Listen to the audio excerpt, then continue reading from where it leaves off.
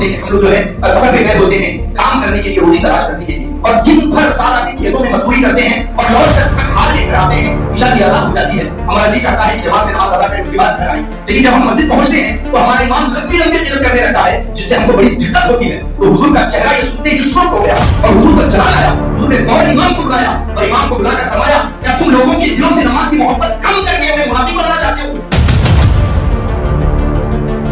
ہلکی لمبی لمبی نماز نہ پڑھایا کرو. تو حضور نے لمبی لمبی نمازیں پڑھانے سے منع فرمایا ہے. اب نماز پڑھا کے واپس آتے ہیں, اب اس کے بعد باتیں کرنی شروع ہو رہی ہے. پر کہنے لوگوں کے پیٹ میں بھوک لگی ہوئی ہے, دعوت دی گئی تھی بعد نماز مغرب, اب عشاء کے بعد ابھی فاتحہ شروع ہو رہی ہے. اب فاتحہ بھی شروع ہوئی تو ایک امام ادھر سے یاسین شروع کیا, دوسرے نے ادھر سے آیت الکرسی شروع کیا, ادھر سے کسی نے تبارک شروع کیا, ختم ہی نہیں ہو رہی. بڑی مشکل سے فاتحہ ختم ہوئی, اب بچنے کا وقت آیا تو اتنی لمبی لسٹ امام صاحب کر رہے ہیں کہ 4 کل 2 درود 5 قرآن. بھائی یہ کس کو آپ سنا رہے ہو؟ یہ آپ اس کو سنا رہے ہو جو سب جانتا ہے کہ اس نے اس کے لیے کیا پڑھا ہے. اس لیے کہ جو مال ہوتا ہے وہ خرچ کرنے کے بعد دوبارہ محنت کر کے حاصل کیا جا سکتا ہے, محنت کر کے دوبارہ پایا جا سکتا ہے, لیکن جب وقت ایک بار گزر جاتا ہے کسی قیمت پر بھی دوبارہ حاصل کیا جاتا ہے.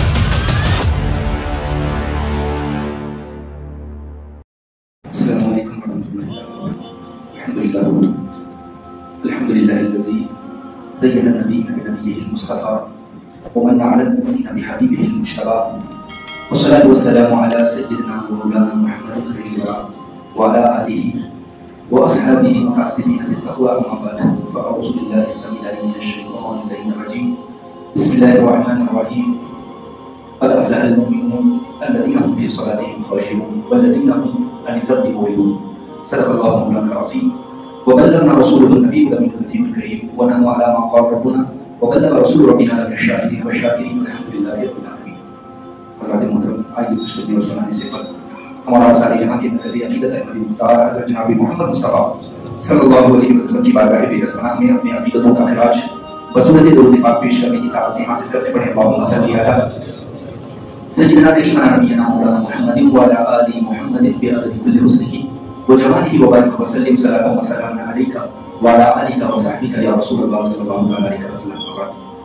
اللہ رب العزت کا بے پناہ احسان اور فضل عظیم ہے کہ اس نے ہمیں آپ سب کو جمعہ جیسے عظیم دن سے نوازا اور اس کی قدر و منزلت سمجھتے ہوئے یہاں حاضر ہو کر کچھ دیر ذکر کرنے کی توفیق عطا فرمائے. اللہ رب العزت کی بارگاہ میں دعا گوں کی مولا کریم اس مبارک دن کے تمام تر فیض و برکات سے ہمیں آپ سب کو اور پورے عالم اسلام کو مالا مال فرمائے. آمین آمین یا رب العالمین. پچھلے 4 جمعہ مبارک سے ہمارے کتاب کا عنوان موضوع جو ہے وہ ایمان والوں کی علامت, ایمان والوں کی صفت, ایمان والوں کی پہچان کے حوالے سے چل رہا ہے. اور پچھلے 3 جمعہ سے ہم لوگ نماز کی فرضیت, اس کی اہمیت, نماز پڑھنے پر ثواب اور نماز نہ پڑھنے پر جو وعید اور عذاب ہے اس کے حوالے سے کچھ باتیں سماعت کر رہے تھے.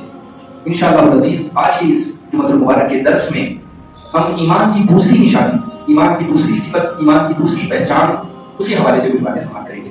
سب سے پہلے اللہ رب العزت کی بارگاہ میں دعا کروں کہ مولا کریم میرے دل میں حق پیدا فرمائے, زبان سے حکمت بھرے جملے ثابت فرمائے اور ان جملوں کو دلوں میں اترنے کی تاثیر عطا فرمائے. آمین آمین یا رب العالمین. اللہ رب العزت قرآن مجید میں مومنین کی صفات بیان کرتے ہوئے ارشاد فرماتا ہے, قد افلح المؤمنون الذین هم فی صلاتهم خاشعون والذین هم عن اللغو معرضون. اللہ فرماتا ہے کہ بے شک یقیناً ایمان والے کامیاب ہو گئے, ایمان والے جیت گئے, ایمان والے فلاح پا گئے. کون ایمان والے کامیاب ہو گئے؟ تو فرمایا الذین هم عن الصلاۃ خاشعون, وہ لوگ جو اپنی نمازوں میں خشوع و خضوع پیدا کرتے ہیں وہ ایمان والے, ان کی پہلی نشانی ہے. پھر دوسری نشانی اللہ رب العزت نے بیان فرمائی, والذین هم عن اللغو معرضون, جو ایمان والے ہوتے ہیں, اللہ اس کے رسول پر یقین رکھنے والے ہوتے ہیں, ان کی دوسری پہچان یہ ہوتی ہے کہ وہ ہمیشہ بیکار, بے مقصد اور فضول کی چیزوں سے دور رہتے ہیں. ان کا رہنا سہنا, اٹھنا بیٹھنا, کھانا پینا, انداز زندگی, حتیٰ کہ ان کا جینا مرنا سب کچھ فضول, بے مقصد اور بیکار کی چیزوں سے پاک ہوا کرتا ہے. وہ ہمیشہ با مقصد زندگی گزارنے کی کوشش کرتے ہیں. کون؟ جو ایمان والے ہوتے ہیں. اور حقیقت میں یہ اسلام کا حسن ہے اور ایمان کا کمال ہے کہ جو مومن ہوتا ہے وہ ہر وقت اپنی زندگی با مقصد گزارنے کی کوشش کرتا ہے. حضرت عمر فاروق رضی اللہ تعالیٰ عنہ فرماتے ہیں کہ جب میں کسی شخص سے پوچھتا کہ بھئی آج کل کیا کر رہے ہو, ہم اور آپ جب کسی سے ملتے ہیں تو پوچھتے ہیں نا کہ بھئی آج کل کیا کر رہے ہو, تو حضرت عمر فرماتے ہیں جب میں کسی سے پوچھتا کہ بھئی آج کل کیا کر رہے ہو, سامنے والا شخص یہ جواب دیتا کہ میں آج کل فارغ ہوں, کوئی کام نہیں ہے, بیکار ہوں, اگر وہ یہ جواب دیتا فرماتے ہیں وہ فوراً میری نظر سے گر جاتا، اس لیے کہ ایمان والا کبھی خالی نہیں رہتا، کبھی بیکار نہیں رہتا، بلکہ وہ اپنی زندگی کا ہر لمحہ مقصد کے ساتھ گزار رہا ہوتا۔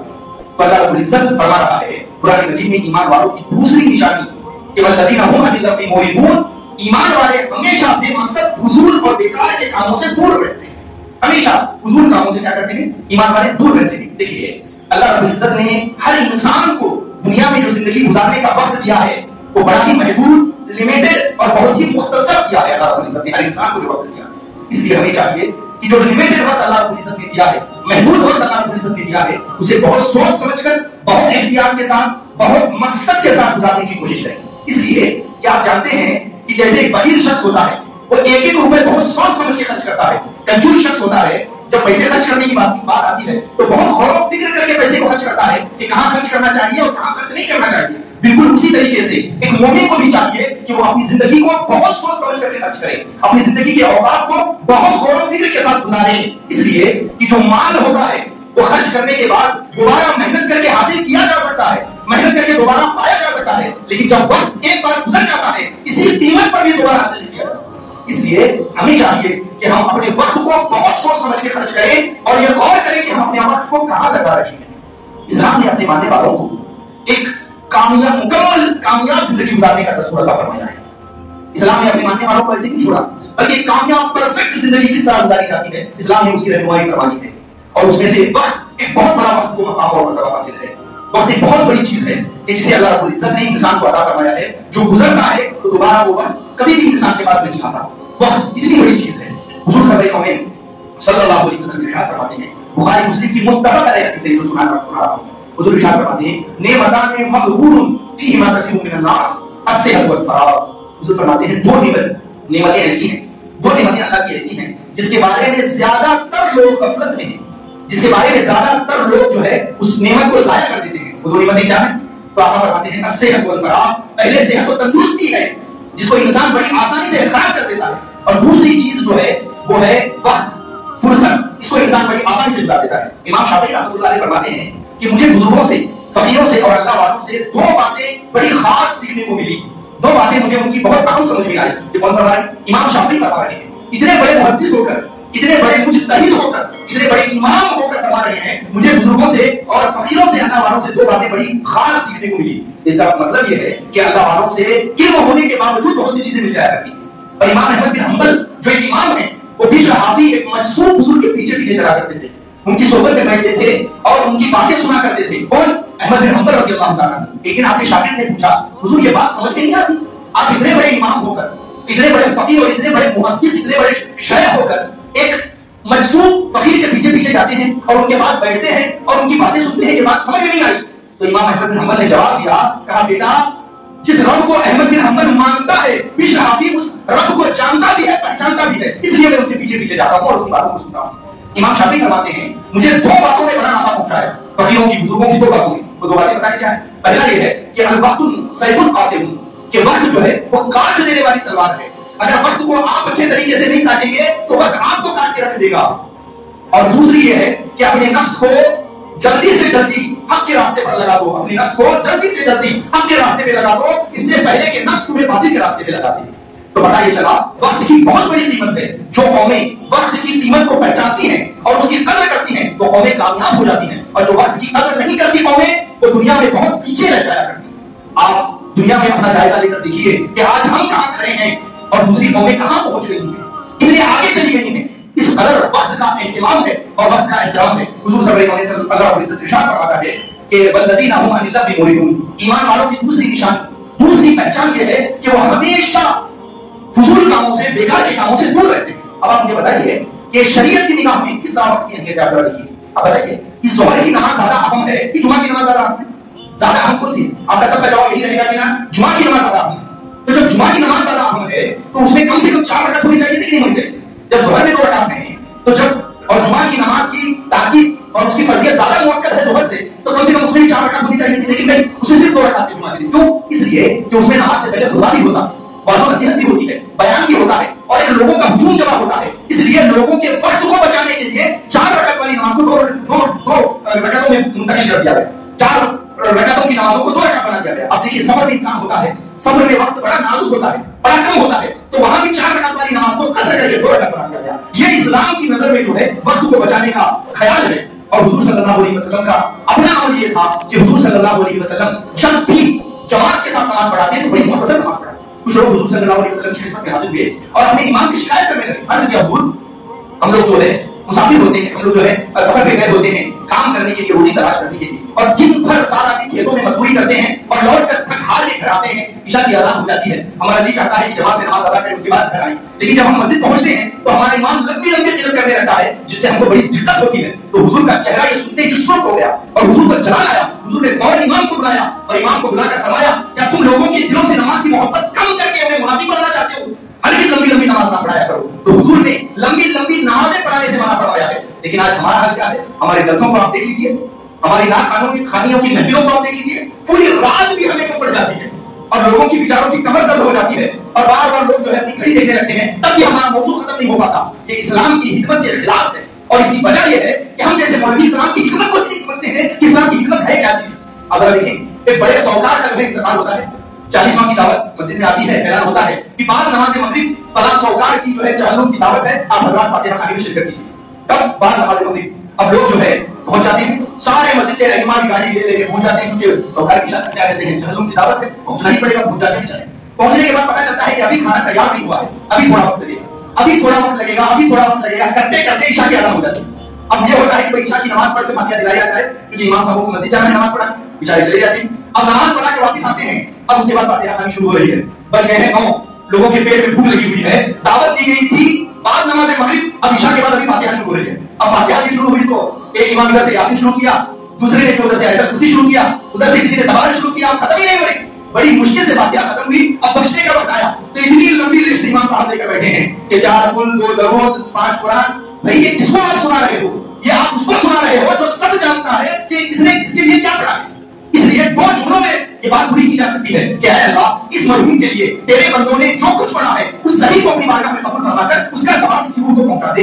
ये एक जुमला इतने लंबे वक्त को खत्म कर देता है और आपका टाइम बच सकता है, लेकिन उसके बावजूद पूरा लंबी लिस्ट आप पढ़ने लगते हैं। उसके बाद इमाम साहब फातिहा खानी शुरू, और फातिहा खाने के बाद दुआ तो इतनी लंबी, मुझे लगता है जब तक मैयत की रूह आकर इमाम साहब के कान में ना कह दे कि हज़रत बस कीजिए, अल्लाह ने मुझे बख्श दिया है, तब तक इनकी दुआ खत्म नहीं होती। बेचारे इधर बच्चे, औरतें, बूढ़े सब भूखे बैठे हुए हैं, उनको भूख लगी हुई है, टाइम था मगरिब के बाद का, अब 9:30 बजे फातिहा होते अब दुआ हो रही है। उसके बाद इसी में छुट्टी नहीं मिलती, अब सलात व सलाम, अब इधर से एक सलाम वो खत्म हुआ, उधर से दूसरा सलाम, फिर तीसरा सलाम, करते करते दुआ के बाद अब एक नए इमाम साहब जो मेहमान खुसूसी थे, ताखिर से आए थे, अब वो भी दुआ मांगेंगे तो कैसे छोड़ सकते हैं? उनकी भी दुआ होनी जरूरी है। अब वो दुआ कर रहे हैं, पहले तो गनीमत था बैठ के दुआ कर रहे थे, अब खड़े होने का मतलब हुए, अभी दुआ नहीं खत्म हुई। तो ये इस्लाम के खिलाफ है। तवज्जो से सुनिए, हुजूर सल्लल्लाहु अलैहि वसल्लम को इस पूरी दुनिया में सबसे ज्यादा महबूब चीज अगर कोई थी तो वो नमाज थी। उसके बावजूद हुजूर जब नमाज की इमामत करते तो बहुत ही मुख्तसर इमामत फरमाते, बहुत ही छोटी नमाज हुजूर सल्लल्लाहु अलैहि वसल्लम पढ़ते, लेकिन जब तन्हाई में जाकर हुजूर नमाज पढ़ते तो बुखारी की हदीस उठाइए, बुखारी की हदीस साहबा रिवायत करते हैं, हत्ता तबर्रत कदमाहु साहबा, खड़े होने की वजह से हुजूर की पिंडलियां सूज जाती और रिस कर उसमें से खून आने लगता। इतनी लंबी लंबी नमाज हुजूर रात भर अकेले खड़े होकर पढ़ते और इतनी लंबी नमाज पढ़ते कि खुद अल्लाह रब्बुल इज्जत सिदरतुल मुंतहा से जिब्रील अमीन को ज़मीन पर भेजता और ये फरमाता, या अय्युहल मुज़म्मिल कुम बिल-लैली इल्ला क़लीला निस्फ़हु अव इंक़ुस क़लीला और ज़िद अलैहि वरत्तिल क़ुरआन तरतीला। महबूब इतना खड़े रहने की जरूरत नहीं, जरा आराम भी कर लिया करिए, ये अल्लाह रब्बुल इज्जत पैगाम भेजता। हुजूर इतनी देर तक अल्लाह की बारगाह में रोते रहते, तन्हाई में अल्लाह की इबादत इस कदर करते कि खुद अल्लाह रब्बुल इज्जत इरशाद फरमाता, ये कुरान हमने आपको परेशान करने के लिए नाज़िल तो नहीं किया है, बस कीजिए, थोड़ा आराम कर लिया करिए। तो हुजूर जब तन्हा इबादत करते तो बेहद मुनहमिक होकर इबादत करते, और जब जमात को लेकर इबादत करते तो उनका ख्याल रखकर बहुत मुख्तसर इबादत करते। लेकिन हमारा हाल क्या है? हमें अगर माइक मिल गया तो हमसे बड़ा आशिक रसूल कोई नहीं। मुझसे लोग बहुत कहते हैं कि मरकज़ी मस्जिद में सिर्फ 3 शेर पढ़ते हैं या 4 शेर पढ़ते हैं, इसलिए पढ़ते हैं कि लोगों को भूख लगी होती है। बड़े बड़े अधिकारी लोग, बड़े बड़े जॉब वाले लोग आते हैं यहाँ नमाज पढ़ने, उनको वापस खाना खा के जाना होता है, इसलिए 3 शेर पढ़ते हैं। और अगर वाकई हुजूर से सच्ची मोहब्बत है, माइक ना हो तब भी पढ़ के दिखाओ, तब पता चलेगा कि हुजूर से सच्ची मोहब्बत है। माइक पे तो मुनाफिक भी बहुत झूम झूम के पड़ेगा, अपनी आवाज सुनाने के लिए गुलकार भी बहुत झूम झूम के पड़ेगा, इससे मोहब्बत साबित नहीं होती और ना ही इससे हुजूर की बेअदबी साबित होती है। جماعت کے ساتھ جب بھی کوئی کام کیا جائے بڑا مختصر کیا جائے اور جماعت کا خیال رکھ کر کیا جائے، اور جب اپنی محبت دکھانے کی بات ہو، اللہ رب العزت کی بندگی کرنے کی بات ہو، تو تنہا کبھی بھی مصلی پہ کھڑے رہا کریے۔ جتنی صورتیں آپ کو آتی ہیں وہ اللہ کی بارگاہ میں پڑھا کریے، جتنے سلام کے اشعار آپ کو آتے ہیں اکیلے پڑھ کے حضور کی بارگاہ میں جھوم کر پڑھا کریے، تب جا کر کے یہ قبول ہوگا، ورنہ اکیلے تو آپ پڑھ رہے ہیں، سارے لوگ پیچھے سے پریشان ہو رہے ہیں، یہ اللہ رب العزت کی بارگاہ میں قبول نہیں ہے۔ تو عرض یہ کر رہا تھا کہ اللہ رب العزت نے ایمان والوں کی دوسری نشانی جو بیان فرمائی، والذین هم عن اللغو معرضون، کہ ایمان والے ہمیشہ فضول اور بے مقصد چیزوں سے بچے رہتے ہیں۔ آپ ذرا پوری دنیا پر، پوری کائنات انسانی پر نظر ڈالیں اور بڑی بڑی شخصیتیں جو دنیا میں گزری ہیں ان کی زندگی پر آپ نظر ڈال کر غور کریں، تو جب آپ نظر ڈالیں گے تو بڑے بڑے لوگوں کی زندگی آپ کو بہت ادھوری اور نامکمل نظر آئے گی۔ بڑی بڑی لوگوں کی زندگی کا مطالعہ کریں، بڑے بڑے بادشاہ گزرے ہیں، بڑے بڑے حکمران گزرے ہیں، اگر آپ ان کی تاریخ کا مطالعہ کریں گے تو ان کے بارے میں آپ کو لکھا ہوا ملے گا کہ یہ حکمران، یہ بادشاہ، انہوں نے عوام کے لیے، رعایت کے لیے بہت کچھ کیا، لیکن ابھی بہت کچھ کرنا باقی تھا، لیکن ان کا وقت پورا ہو گیا، وقت ختم ہو گیا، یہ دنیا سے جانا پڑ گیا۔ بڑے بڑے سائنسدان، بڑے بڑے سیاستدان اور بڑے بڑے حکمران اس دنیا سے گئے، بڑا کام کر کے گئے، لیکن اور کام کرنے والے تھے، لیکن وقت نے ساتھ نہیں دیا، وقت ختم ہو گیا۔ بڑے بڑی دینی شخصیتیں اس دنیا میں گزری ہیں، بڑی بڑی انقلابی شخصیتیں گزری ہیں، بڑی بڑی دینی شخصیتیں گزری ہیں، انہوں نے بہت کام کیا اور ابھی کام باقی تھا، لیکن وقت ختم ہو گیا اور کام نہیں کر سکے۔ دنیا میں جس کسی شخصیت کو اگر آپ دیکھیں گے تو اس کی زندگی آپ کو ادھوری اور نامکمل نظر آئے گی، لیکن اسی زمین کے اوپر، اسی آسمان کے نیچے ایک شخصیت ایسی ہے جن کی پوری زندگی کامل، مکمل اور پرفیکٹ آپ کو نظر آئے گی، اور وہ ذات ہے نبی اکرم صلی اللہ علیہ وسلم، حبیب رب العالمین، مالک دنیا و دین، شافع روز محشر، مالک حوض کوثر، احمد مصطفیٰ، محمد مصطفیٰ صلی اللہ علیہ وسلم۔ ان کی زندگی ہر پہلو کے اعتبار سے، ہر گوشے کے اعتبار سے اور ہر میدان میں آپ کو کامل اور مکمل نظر آئے گی۔ اور یہ بات صرف عقیدت اور بھکتی میں بولی جانے والی بات نہیں ہے، بلکہ خود حضور صلی اللہ علیہ وسلم نے لوگوں سے پوچھا، رات کے اندھیرے میں نہیں پوچھا بلکہ دن کے اجالے میں پوچھا، تنہائی اور خلوت میں نہیں پوچھا بلکہ اس زمانے کے 1.25 لاکھ لوگوں کے مجمع میں پوچھا۔ اتنے لوگوں کے مجمع میں 1.25 لاکھ لوگوں کے مجمع میں حضور نے پوچھا، کیا پوچھا سنیے، حضور نے پوچھا، لوگوں کیا میں نے اپنے منصب رسالت کے حق کو ادا کر دیا؟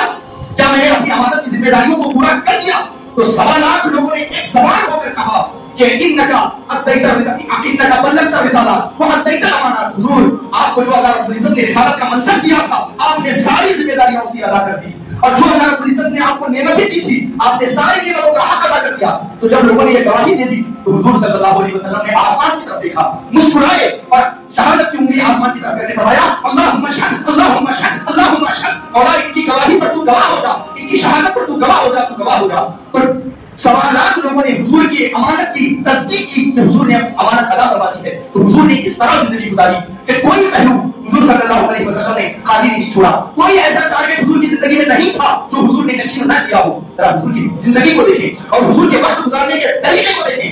حضور کی زندگی صرف 63 سال کی ہے، ظاہری زندگی صرف 63 سال کی ہے، اتنی کم زندگی اور مشن کتنا بڑا کہ پوری دنیا میں اللہ کے پیغام کو پہنچانا ہے۔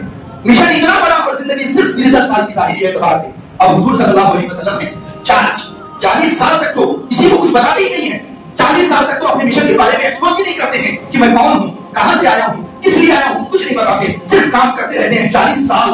اور جب 40 سال پورے ہو گئے اور بچے کتنے؟ صرف 23 سال۔ توجہ سے سنیں، 40 سال تک کچھ نہیں بتاتے، صرف بلڈنگ بناتے ہیں، صرف میدان بناتے ہیں۔ اس سے پتا یہ چلا جو مبلغ لوگ ہیں، جو بچے ہمارے پڑھ رہے ہیں، تو جتنا بولنا چاہیے اس سے کہیں زیادہ کام کر کے دکھانا چاہیے، یہ حضور کی سنت ہے۔ لیکن ہم اور آپ ساری زندگی عمل تو نہیں کرتے، محنت تو نہیں کرتے، قربانی تو نہیں دیتے، بس 1 گھنٹے کی تقریر سیٹ کر کے ہم سوچتے ہیں انقلاب برپا کر دیں گے، یہ کبھی نہیں ہو سکتا۔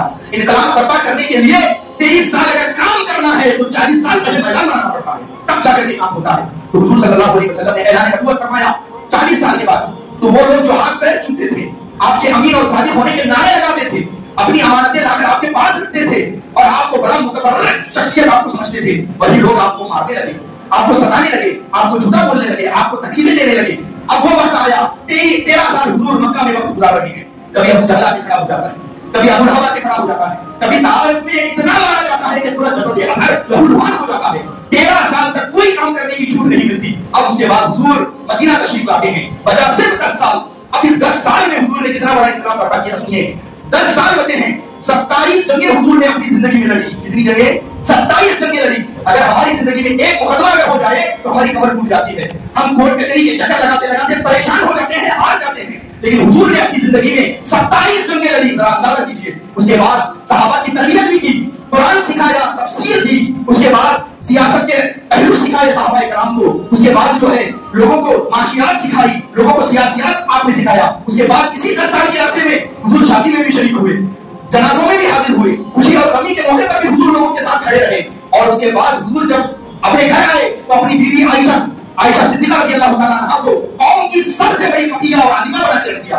जरा अंदाजा करें वक्त कितना मुख्तसर है, वक्त कितना मुख्तसर है, और हुजूर किस तरह अपने वक्त को बांटते चले जा रहे हैं, और हम उनके मानने वाले हैं तो हमें किस तरह अपने वक्त को गुजारना चाहिए। हज़रत अबू दाऊद रज़ियल्लाहु ताला अन्हु फरमाते हैं, तवज्जो से सुनिए, हज़रत अबू दाऊद फरमाते हैं मुझे हुजूर की 5 लाख हदीसें याद थी। कितनी हदीसें? 5 लाख हदीसें मुझे याद थी। मैंने उन हदीसों पे गौर किया, बहुत सी हदीसें क्लैश हो रही थी, एक जैसी थी, तो मैंने उन हदीसों का 5 लाख हदीसों का खुलासा तैयार किया, उसका निचोड़ मैंने निकाला, तो वो जो है 5 लाख हदीसें जो है वो 5000 होके रह गई, 5000। फिर 5000 हदीसों पे मैंने गौर फिक्र किया तो वो जो है 80 हदीसें रह गई। कितनी हदीसें? 80 हदीसें। फिर 80 हदीसों में मैंने गौर फिक्र किया, उसका निचोड़, उसका रस निकालने की कोशिश की तो वो 4 हदीसें बच गई। 5 लाख हदीसों का निचोड़ 4 हदीस। कितने हदीस? गोया के हदीस की कायनात में ये 4 पिलर हैं जिस पर पूरी हदीस की कायनात टिकी हुई है। सुना चाहते हो 4 हदीसें क्या है? पहली हदीस इन्नमल अमालु बिन्नियात, अमल का सारा दारो मदार, अमल का जो भी अजर सवाब मिलेगा वो डिपेंड है नियत के ऊपर। ये पहली हदीस है। अब जरा सोचिए ये एक हदीस कितनी हदीसों को घेरे हुए है। अब आपने सुना होगा नमाज पढ़ेंगे तो ये फजीलत, रोजा रखेंगे तो ये फजीलत, ज़कात देंगे तो ये फजीलत, माँ बाप की खिदमत करेंगे तो ये फजीलत, और जिहाद करेंगे तो ये फजीलत, लोगों की मदद करेंगे तो ये फजीलत, ये सवाब, ये अजर, ये नेकी, ये आपने सुना होगा। लेकिन ये सारी नेकियां किस पर डिपेंड है? नियत पर। अगर नियत सही है जिहाद का भी अजर आपको मिलेगा, माँ बाप की खिदमत का भी अजर आपको मिलेगा, और बेवा के सर पे शफ़क़त से हाथ रखने का भी अजर आपको मिलेगा। नियत अगर खराब होगी तो बड़े से बड़ा खाने काबा तामीर भी अगर करेंगे तभी उसका कोई अजर सवाब आपको नहीं मिलेगा। तो ये एक हदीस, इसने कितनी हदीसों को अपने अंदर ले लिया कि नहीं लिया। अब दूसरी हदीस, और वो है इन्नल हराम बैयिनुन व इन्नल हराम बैयिनुन व बैनहुमा मुश्तबिहात, हराम भी वाज़ेह है, हलाल भी वाज़ेह है, और बीच में शक वाली चीजें हैं जिसके बारे में डाउट पैदा हो जाए। आप सब्जी वाले के यहाँ जो है टमाटर ले रहे हैं, एक टमाटर अंदर गिरा या बाहर गिरा, शक हो गया, अब उस एक टमाटर को छोड़ देना ये ईमान है, इससे आप बचेंगे। अगर कोई डाउट हो गया पता नहीं ये चीज मेरी है कि नहीं है, तो उस चीज को छोड़ देना ये ईमान का हिस्सा है। ये दूसरी हदीस। तीसरी हदीस ला युमिनु अहदुकुम हत्ता युहिब्बा li अखीहि मा युहिब्बु li नफ्सिही, हुजूर ने फरमाया तुम में का कोई शख्स उस वक्त तक ईमान वाला नहीं हो सकता जब तक अपने भाई के लिए वही पसंद न करे जो अपने लिए पसंद करता है।